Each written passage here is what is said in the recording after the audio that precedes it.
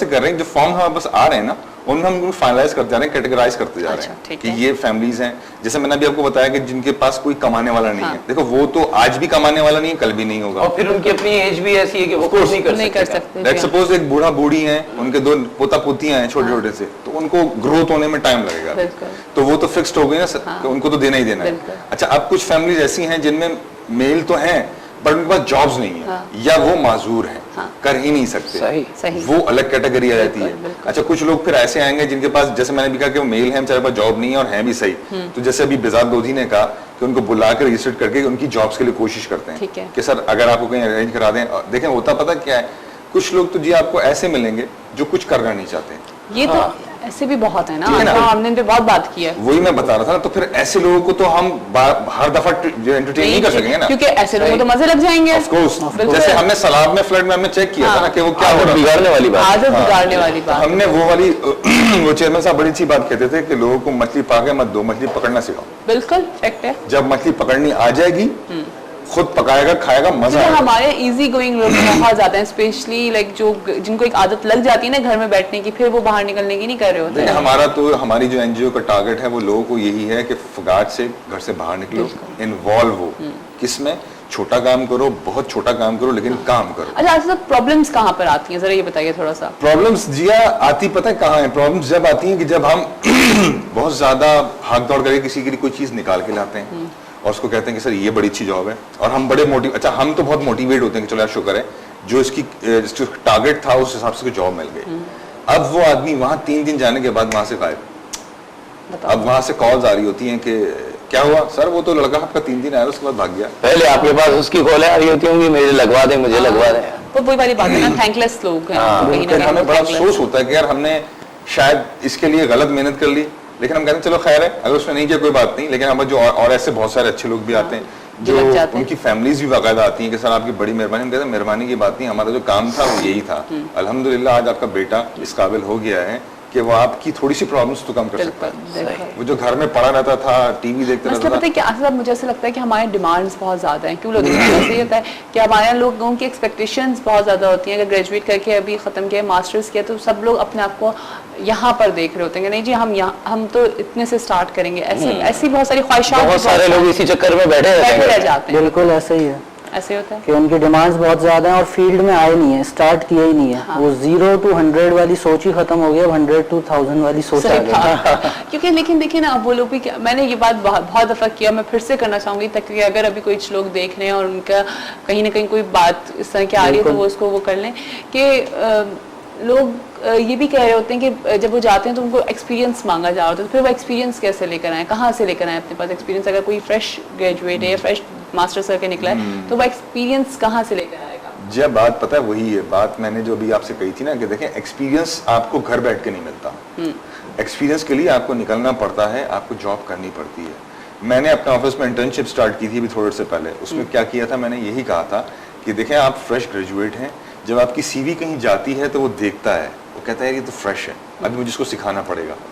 सिखाने के मैं इसको 20,000 रुपये दूं, तो कोई भी एम्प्लॉयर या एम्प्लॉई नहीं चाहेगा कि मैं इसको सिर्फ सिखाने के 20,000 रुपये दूं। सही, बिल्कुल। तो उसका क्या होता है, अगर वो ये देखता है उसकी सीवी में कि 4 महीने या 6 महीने इसने काम किया, वो कहता है नॉलेज तो इसको है, सिर्फ चलाना है, पॉलिश करना है, थोड़ा पॉलिश करना है, तो वो एग्री कर जाता है। अब हमारे यहाँ जनरेशन के साथ प्रॉब्लम पता है क्या है, वो ग्रेजुएट करके 25-30 हजार रुपए की डायरेक्ट जॉब्स ढूंढ रहे होते हैं। सही बात। अच्छा, अब होता क्या है, अल्हम्दुलिल्लाह हमारे आज से 5 साल पहले अगर आप चले जाए मिल जाती थी इजीली, इतना कोई इशू नहीं होता था। अभी जो आपकी सिचुएशन चल रही है इकोनॉमी की, उस पॉइंट ऑफ व्यू से अगर आप देखें तो आपको अगर 8-10 की मिलती है तो you have to join it first of all. आप स्टार्ट तो अभी तो लोग निकाल रहे हैं, अभी तो और निकाल रहे हैं, जॉब्स फ्रीज हो गई है ना। प्रॉब्लम ये कि जॉब्स फ्रीज हो गई है। नहीं, सबसे बड़ा इशू ये हो रहा है जिया कि आप स्टार्ट लें। जब आप स्टार्ट लेंगे तो स्टार्ट लेने से क्या होगा, आपके स्टार्ट लेने से ये होगा कि आपको मार्केट का पता चलेगा और मार्केट को आपका पता चलेगा कि आप में क्या क्या क्वालिटीज हैं। आपको नहीं पता होता कि लेट्स सपोज अब जिया कहीं जॉब कर रही है और जिया की बड़ी अच्छी एक ऐसा एक्स्ट्रा, जिया के पास एक प्लेजर है जो किसी को नहीं पता। कोई जा रहा होता है मुझे से कि नहीं यार जिया में ये टैलेंट भी है, ओके जिया आप ये नहीं करो यार, आप मेरे पास आ जाओ। तो फिर वहां से आपको पिक कर लिया जाता है। लेकिन घर आके तो कोई नौकरी करेगा नहीं, कोई भी कमाओ पे तो कोई नहीं। और लेकिन प्रॉब्लम वही है ना कि हमारे लोग बहुत ज्यादा जो है ना वो थैंकलेस टाइप के लोग हो गए हैं, घरों में बैठना स्टार्ट कर दिया है लोगों ने और नहीं निकल रहे होते। आई मीन एक क्लास ऐसी है। असल में जी पता है प्रॉब्लम ये हो रही है कि लोग जरूरत से ज्यादा बहुत डिमोटिवेट हो चुके हैं हालात से, वाकयात से, फाइनेंशियली, इमोशनली, फिजिकली बहुत डिमोटिवेट हो चुके हैं। इस वक्त आप उठा के देख लें हर तरफ अखबार में, टीवी पे, तो यही ना हमारे यहाँ कर दिया गया है ना, डिमोटिवेट कर दिया गया है हमारे यहाँ ना। हमें नहीं बात पता है जी, हम लोगों ने वही वाली बात आ जाती है कि हम लोगों ने इतना ज्यादा कि हमारे मुल्क में कुछ नहीं है, कुछ नहीं है, ये बात हम लोग के दिमागों में बस गई है कि इस मुल्क में कुछ नहीं हो सकता, इस मुल्क में कुछ नहीं है। हम बीइंग अ मुस्लिम हम क्यों इतना ज्यादा डिमोटिवेट होते हैं? हमें तो हमारे रब ने कहा हुआ है कि मुझसे उम्मीद जब छोड़ोगे तो बिल्कुल खड्डे में चले जाओगे।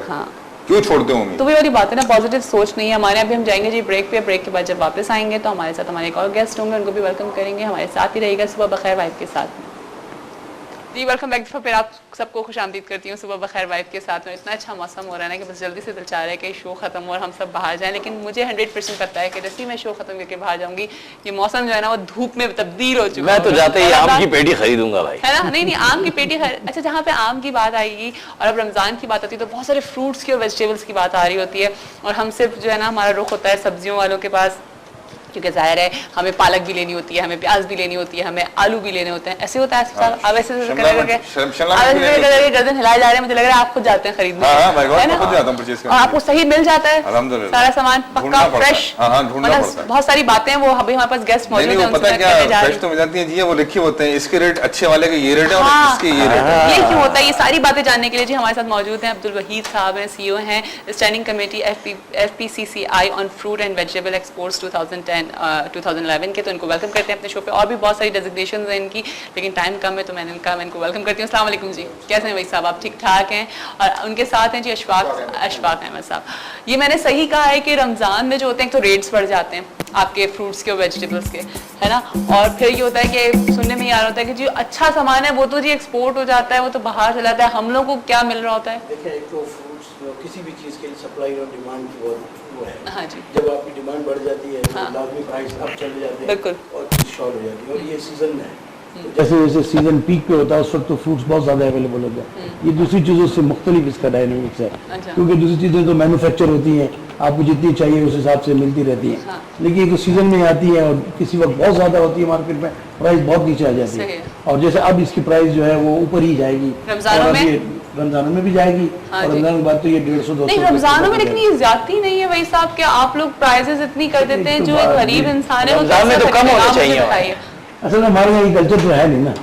हमारे यहाँ तो ये है कि जब आप मुसीबत में हो तो मुसीबत में डाल दो, मुसीबत डालें। लेकिन मैं आपको एक बात बताना चाहता हूँ, आप लोग बैठे हुए ना, हमारा ताल्लुक एक्सपोर्ट से, हमारा ये लोकल से ताल्लुक नहीं है। ठीक है, ये लोकल मंडी में फ्रूट्स जो है वो ग्रोवर्स लाते हैं और अपने बेचते हैं और अपने लिए वो खुद वहाँ स्टॉक करते हैं, और वहाँ दूसरा मैनिपुलेशन होता है। मतलब आपको फल खाने के लिए हमें बाहर जाना पड़ेगा, ये बात नहीं है। लेकिन मतलब हमारा चूंकि इससे ताल्लुक नहीं है तो उसको हम कंट्रोल नहीं करते। अच्छा चलिए एक्सपोर्ट पे मैं बात कर लेती हूँ कि जब हम बाहर जाते हैं तो हम देखते हैं कि पाकिस्तान का आम जो है वो इतना खूबसूरत और जबरदस्त साफ सुथरा और क्या पैकिंग होती है जी उसमें रखा हुआ होता है, और हमें यहाँ पर जो है वो बेचारे बहुत ही मासूम से आम मिल रहे होते हैं यहाँ पर।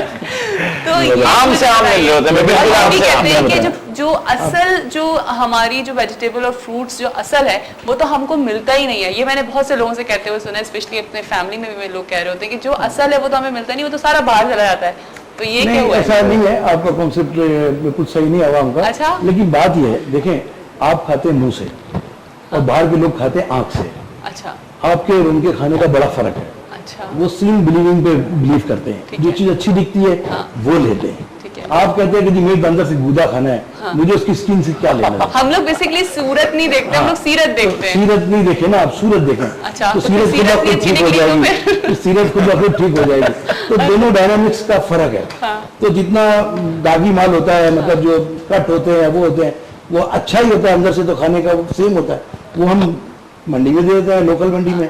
और जो अच्छे जो साफ सुथरा दिखता होता है वो बाहर चला। क्यों हम लोग साफ सुथरे लोग नहीं है? वजह ये कि आपने यही मैं आपके प्रोग्राम से चाहता हूँ, जरूर बताइए, मेरे लिए वो सवाल है। हमारा जो लोगों का खाने का तरीका है ना वो गलत है। अच्छा, हमें बहुत ज्यादा हम जो है ना वो कभी क्वालिटी कॉन्शियस पे नहीं गए।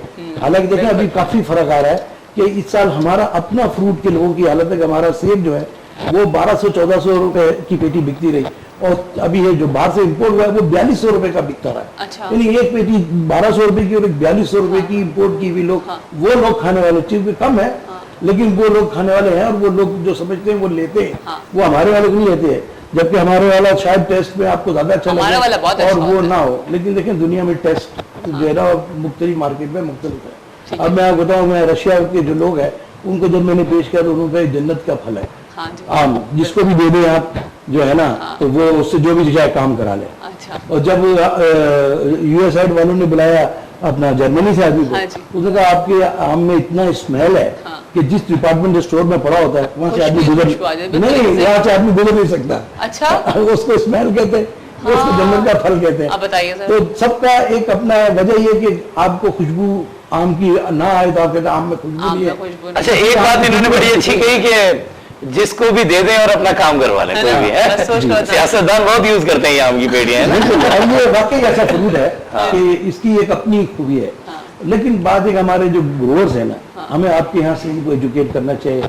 उनका एक तो 40% जो है बाग में खत्म हो जाता है। दूसरी जो वैरायटियाँ हमारे यहाँ हैं, ठीक है ना, हम ये सिंध में मेला करते हैं मीरपुर खास का, 80-80 वैरायटियाँ रखते हैं, और लोकली और इंटरनेशनली जो जाती हैं वो मुश्किल से 8 से 10 है।